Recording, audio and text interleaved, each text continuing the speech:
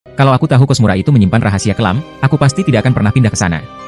Awalnya aku kira suara langkah kaki di lorong, bau hangus, dan tangisan di malam hari hanyalah halusinasi semata. Tapi di malam ketujuh, aku menyadari sesuatu yang mengerikan dan yang tinggal bersamaku di sana ternyata bukanlah manusia. Sebagai mahasiswa baru, aku datang ke kota ini tanpa banyak kenalan. Kos ini kutemukan lewat internet. Lokasinya strategis, dekat kampus, dan harganya sangat murah. Terlalu murah sebenarnya untuk sebuah kamar sebesar itu. Pemiliknya seorang pria tua yang terlihat misterius. Ia hanya berkata, jangan khawatir, nak. Nikmati saja kamarmu. Kunci diserahkan, dan aku mulai tinggal di sana. Hari pertama dan kedua berjalan biasa saja. Tapi malam ketiga, semuanya mulai terasa aneh. Aku terbangun karena bau hangus, kabel terbakar. Tapi ketika aku mencari sumber baunya tidak ada apa-apa. Kamarku bersih, tidak ada tanda-tanda kebakaran. Aku kembali tidur, mencoba berpikir positif. Malam berikutnya, keanehan itu semakin menjadi.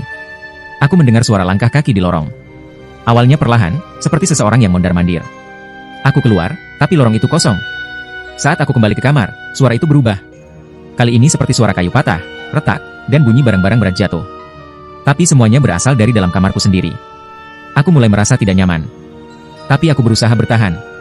Kupikir mungkin ini hanya sugesti atau lelah karena adaptasi lingkungan baru. Namun, puncaknya terjadi di malam ketujuh. Malam itu, aku terbangun karena suara tangisan seorang perempuan. Pelan, memelas, tapi lama-lama berubah menjadi jeritan mengerikan. Aku melihat bayangan di sudut kamar. Seorang perempuan dengan rambut panjang dan wajah yang meleleh, seperti habis terbakar. Aku melompat dari kasur, tapi pintu kamar tiba-tiba terkunci. Bau kabel hangus itu kembali, lebih menyengat dari sebelumnya. Dinding-dinding kamar seperti memerah, dan aku mendengar suara orang berteriak. Suara anak-anak, orang dewasa, semua bercampur menjadi satu, seperti mereka berada dalam kebakaran yang tidak bisa mereka hindari. Aku panik, memukul pintu keras-keras, mencoba keluar. Tiba-tiba, lampu mati. Dalam kegelapan, aku merasakan hawa panas seperti api yang membakar kulitku. Saat itulah aku melihatnya. Seorang pria berdiri di depanku, tubuhnya gosong, dan matanya memancarkan kebencian. Aku menutup mata, membaca doa yang kuingat. Ketika aku membukanya lagi, aku sudah berada di luar kamar, terjatuh di lorong. Tanpa pikir panjang, aku lari keluar kos malam itu juga.